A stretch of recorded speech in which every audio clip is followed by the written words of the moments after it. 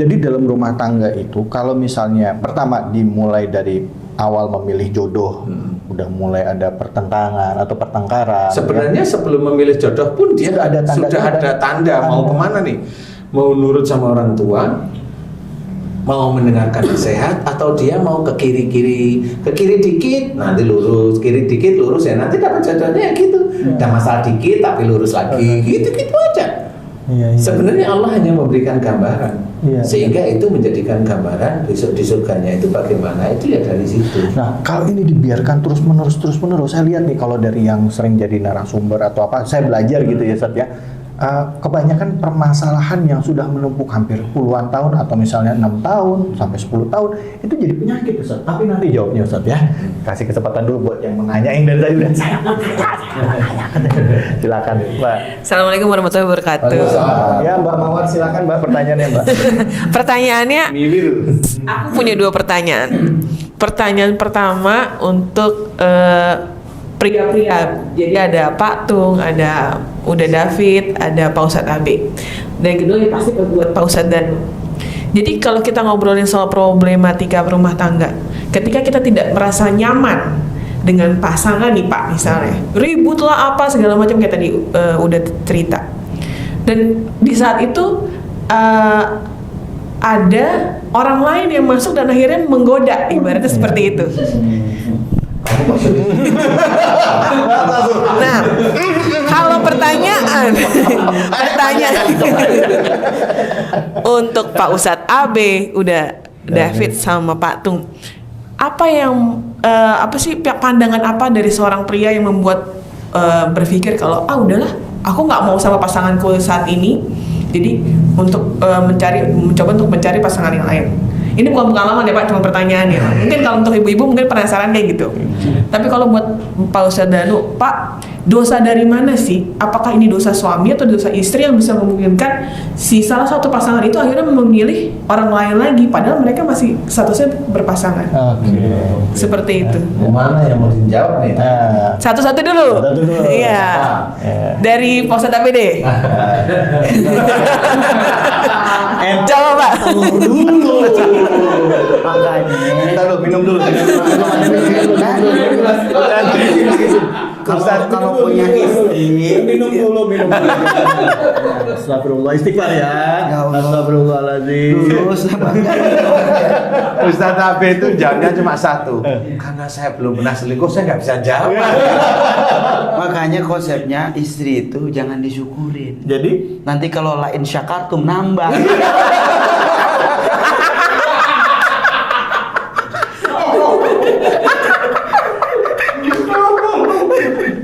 Jangan lain syakartum. Bener loh ini loh. Ini bagus. Kata disyukurin, saya syukurnya istri nambah. Nambah gimana? Ayo. Jadi kalau nggak disyukurin ya apain? Jadi lebih kepada rasa saling memiliki tanggung jawab. Iya. Bahwa idzan nador tasyarrotka. Jadi agama itu ngajarin manakala suami pengen setia, jadilah istri yang tampil menyejukkan. Iya. Jangan ciptakan surga di luar, tapi ciptakan surga di dalam rumah. Nah, patung.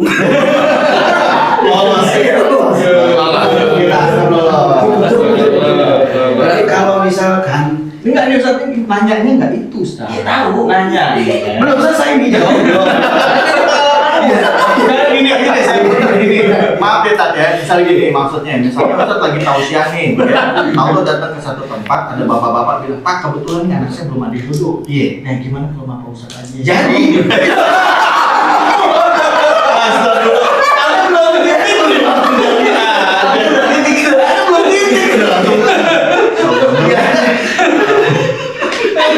ini kan cakep itu pertanyaan keren. Sebenarnya itu pertanyaan yang dirasakan. Jadi emang artinya gini, kalau ini kan ada masalah nih, yang nggak masuk. Jadi jangan dulu disalahkan suami, jangan. Kita juga yang jadi istri perlu introspeksi.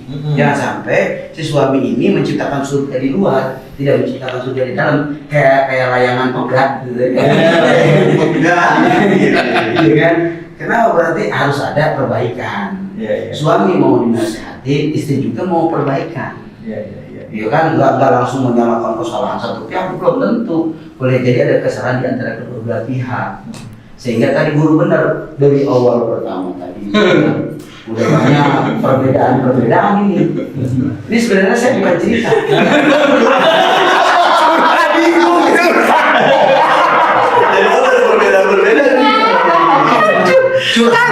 Curhatin teman saya Pak Jen, tadi cerita ke saya. Cepat banget bawa bolanya dah. Nah, di sinilah pentingnya membangun agama dalam rumah tangga. Iya, iya. Kalau nikah itu kebanyakan orang kan karena cinta, karena nafsu. Nah, mungkin kalau nikah itu lebih baik dimulai dari karena Allah. Artinya pada saat kita nikah, ya niatnya ya karena Allah terus lurus banget. Artinya ngelihat kurangnya istri, akhirnya kita melihat bahwa kita harus jadi imam, harus memperbaiki diri supaya istri kita bisa Lebih baik. Karena kalau saya yakin, nggak tahu ya Ustaz, mohon maaf kalau saya salah. Nggak apa-apa. Kalau kita imamnya nggak benar, pasti itu akan memberikan influence yang nggak bagus atau pengaruh yang nggak bagus juga buat istri kita dan anak-anak kita. Karena ada satu doa yang saya ingat banget, jadi pegangan saya sekarang. Kalau misalnya itu selalu saya ingat-ingat bahwa ada Rabbana hablana min azwajina wa dzurriyyatina qurrata a'yun waj'alna lil muttaqina iman. Kalau pengen rumah tangganya bahagia, pantesin diri kamu jadi imam. Ya tiap hari. Ya suaminya harus benar, harus jadi imam yang baik, harus bisa ngerti, harus bisa memperbaiki diri, introspeksi diri, benahin diri gitu. Karena ya saya belajar dari kesalahan dalam hidup saya gitu ya. Mudah-mudahan Allah jadi kehidupan saya lebih baik ke depannya. Maaf ya, itu dulu apa sekarang? Masya Allah. Kalau Mas David bilang saya belajar dari kesalahan saya, sebenarnya gampang. Saya juga pernah, Mas. Iya. Karena saya pernah ditanyain 2 tambah 2 berapa? Saya jawab 3, salah katanya. Oh salah jadi. Iya, jadi itu saya anggap itu kesalahan. Salah. iya. Paham udah paham. Nah, pertanyaan kedua langsung ke Ustaz. Apa sih tanya? Oh, info semua di sini gitu. Sebenarnya Devi ini sering-sering deh kemarin deh. Ini sebentar, ini acara infotainment atau apa sih? Arti. Apa sih tanyanya? Iya tadi sambungan dari pertanyaan yang pertama Pak. Nah ketika keributan atau enggak masalah di rumah tangga akhirnya membuat salah satu pasangan itu tergoda dengan orang lain. Itu dosanya siapa sih Pak? Oke. Apakah dosa dari zaman dulu si pasangan itu atau salah satu atau memang dua-duanya memang? Atau dari awal memang pada saat mau nikah ada kesalahan dari mereka gitu ya? Iya seperti itu. Oke. Iya itu kalau ini kompleks ya. Kalau ini bukan hanya cuma sekedar persoalan hanya cuma salah, nggak bisa hanya di situ. Kesalahan pasti ada. Cuma kalau yang ditanyakan ini, saya malah melihatnya dari sisi agamanya. Jadi agamanya dasarnya memang belum kuat istilahnya. Setelah agamanya belum kuat, kemudian dia melakukan kesalahan. Nah, suatu ketika dalam kesalahan-kesalahan dapat jodoh, kemudian jodohnya sekufu sama. Nah, kemudian kalau ada ujian yang lainnya, karena dia punya pikiran biasanya, si orang tersebut, entah yang laki atau yang perempuan, pada saat ada masalah tersebut, punya pikiran, ini mirip skizofrenia, punya pikiran, punya istri kayak gitu tuh nggak enak, enaknya punya istri itu kayak gini. Membandingkan. Nah, suatu ketika didatangkanlah benar oleh Allah Ta'ala istri yang seperti itu, yang rambutnya kuning, gitu. Rambutnya kuning ya.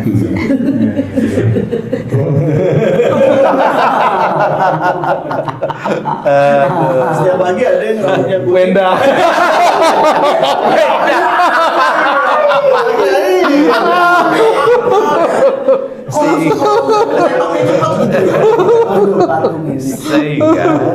Sehingga dengan kondisi seperti itu sama. Jadi dia tidak menyelesaikan masalahnya dengan kembali pada Allah, tapi dia mencari persoalan baru. Kan seperti itu. Makanya itu mirip skizofrenia, hanya punya keinginan, cuma dia tidak ada marah yang terlalu berat, tapi dia hanya membandingkan aja kalau saya ini gimana. Kalau dalam bahasa pergaulan atau sehari-hari, umumnya dibilang ini ada terjadi perselingkuhan. Nah, kalau ada perselingkuhan kayak tadi yang dikatakan itu ya maaf ya, ada juga yang masuk ke DM saya gitu. Suami saya selingkuh karena dipelet sama orang lain. Baguslah kalau istri mau mengakui suaminya dipelet. Kalau saya nggak pernah percaya suami dipelet, itu nggak pernah percaya. Tanya itu. Iya.